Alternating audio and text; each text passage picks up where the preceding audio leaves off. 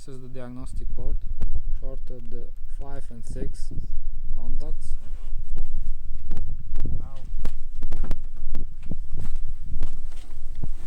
put the key. This is the old one key. This is a new one. It's connected. And turn off. Put out the key, the old. Take out the jumper.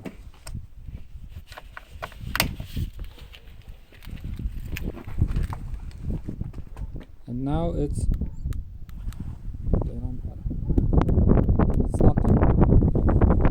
When I open the door, those are. It's work. And when close the door,